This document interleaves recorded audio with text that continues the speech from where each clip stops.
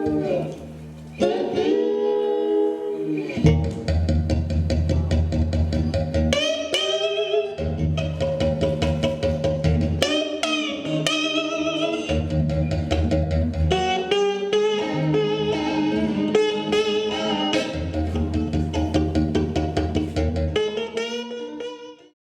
guess I want to start off by asking you, if I can, what was the first time you saw, from the time you were a child, was the first time you saw somebody playing blues music, or you heard blues music? Do you remember? Is there one moment? I was sitting on the front porch in my house back in 1957. I was about 6 years old.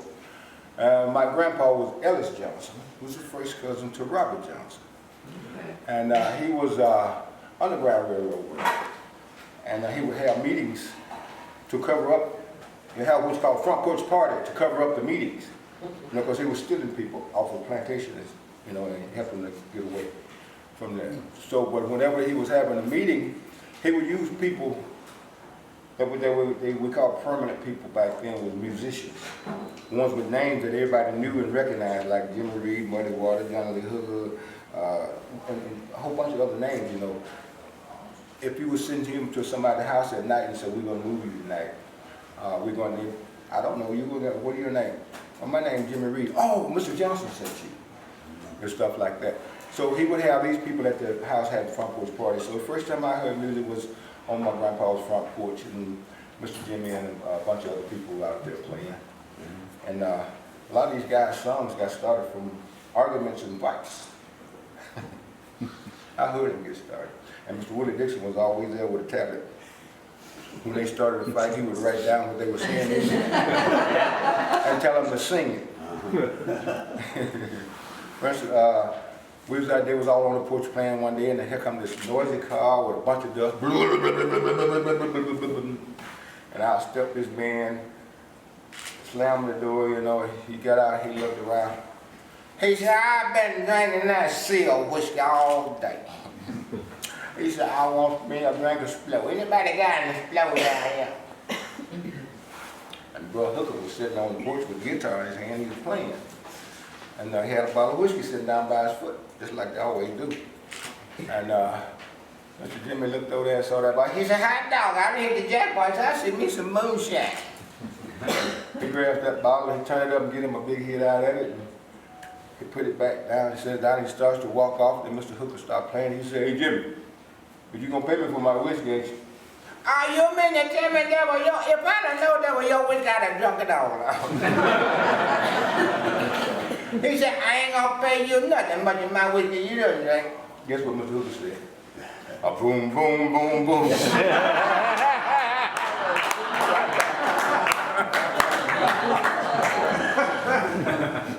And that guy started from the heck up. Mr. Dixon says, wait a minute, Hooker, do that, play that. He said, I'm gonna shoot him down. He said, play it. So they made a song out of that one. And then that was one day, Mr. Jimmy was always noisy because he, you know, he had this sinus kind of voice, and he was always making noise. And he was making noise with it. And Mr. Morganfield said, Jimmy, shut up. Tired of all that noise you're making, right? Shut up. He said, ain't nobody bald. Who you talking to? He started again. Jimmy, I told you stop with all that noise. He said, wait a minute. He said, let me get that. He started playing to Mr. Morganfield. He said, hey, big bald man. Ain't you hear me when I call?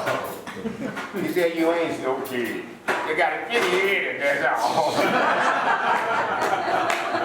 So then they, you know, stuff like that, and there's always somebody like Mr. Dixon around to write songs, because they was, you know, they trying to figure out how to write new songs, and that's how they were. But Mr. Jimmy was my biggest subject and one of my most influential, because I liked that he was funny. You know, and back then, young people had respect for old people. A young person was afraid to walk through a crowd of old people. Today is just the opposite. Old people are afraid to walk through a crowd. So we couldn't just sit right out front and watch these guys play. We have to hide around behind the tree or under the porch. I used to crawl on the porch and peek up through the cracks And they look down there and see me wiggling around down there. They start stomping the floor real hard and the wheels fall on me.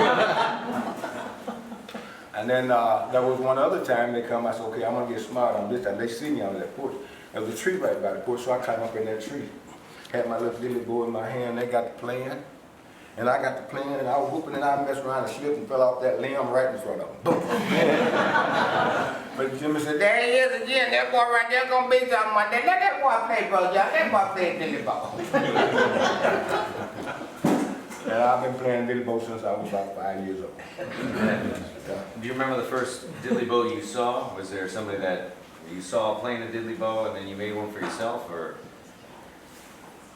Yeah, I mean, all the kids in the country, I mean, every poor man, every blues man from Mississippi started out with a diddly bow, so there was plenty of them around. Yep. They were just sticks of wood with string of belly wire on them, and really it derived from an African instrument called kora. Mm-hmm.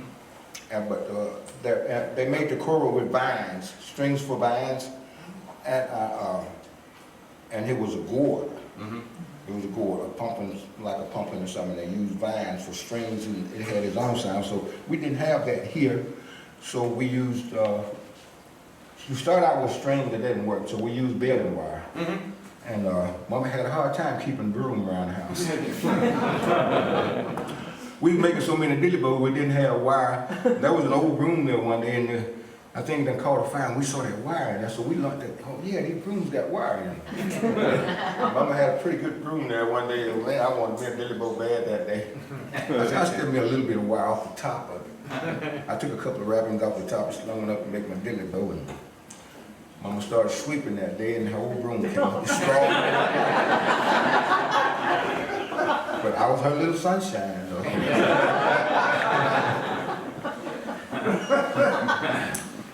Remember, were there what blues records that you had when around your house when you were a kid? Do you remember listening to, other than the people that you saw, you actually got to see people playing as a part of your everyday, but I know some people sometimes listening to certain songs, so there were certain records that may have come out that were popular. Well, you know what? We were very poor people.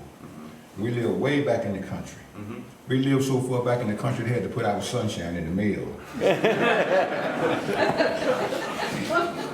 And if we saw a car, it was like seeing a spaceship. So we would stare at that thing, men didn't care what it was. We would look at that thing over and over all day long if one came about. So that's how far back we were. And we had this transistor radio. We just got one station. Mm-hmm. And all you could hear on that was, I don't remember those names now, but anyway, it was yodeling. Mm-hmm. And I learned how to yodel from listening to that radio. Plus, Bob White Fence helped me out one day too. I got home. So I sit around playing one day, and I was yodeling. Mama said, "Boy, what is you doing?" I said, "I'm yodeling, Mama." She said, "Boy, you better quit hollering like that. The white folk now think you a coyote." She said, "Y'all to yodel like John Lee Hooker." I said, "John Lee Hooker didn't yodel, Mama." She said, "Yes, he did too." I said, "Well, how did he yodel?" She said, "How, how, how, how." I wrote a song about that. I made that song too. Yeah. So it wasn't hard to find a diddly bow. Mm-hmm. And you know, education was scarce as hen teeth. We had to go to we were sharecroppers, so we had to go to the field. We couldn't go to school. And we get one pair of shoes, one pair of jeans, had to last us a whole year long. And it was a crime if you done anything wrong to those blue jeans. You'd hear from Mama. "Boy, you better get off that road with that brand new $3 jeans on. You gonna miss out and get some grass, I'll kill you." So we carried, when we went to school, when we did get a chance to go to school, we would carry our shoes under our arm with our books. Until we got to school, we put them on and wear them in the schoolhouse. And when school was out, we take them off, put them back on our arm. We had to make them shoes last a whole year, man. And wintertime was coming too. So, you know, we was very poor. And I think today, I'm very fortunate. Yeah, I started out with nothing and still got 90% of it left.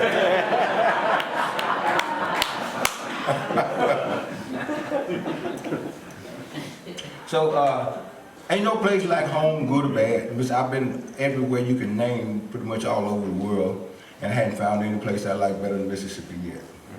It's just home. You know, I mean, people ask me, how do you live in Mississippi? How do you live there? I said, I know where to step and when to step, and how to step. You can live anywhere you want, you just got to know how. But I'm still here, and I'm old-fashioned. I'm one of the last of the original Delta Blues musicians. So one of the last of the original, because all the originals are gone. People like Frank Frost, Sam Carr, Robert Nighthawk, Jimmy Reed, and all them guys, you know, was around when I was a kid. So I call myself prehistoric. Because I was around when the giants walked the earth. Yeah. And they all gone now, and I'm still here, so I'm trying to keep the old blues style alive. Yeah, And I'm still playing the diddly bar. We're glad that you are. Well, thank you.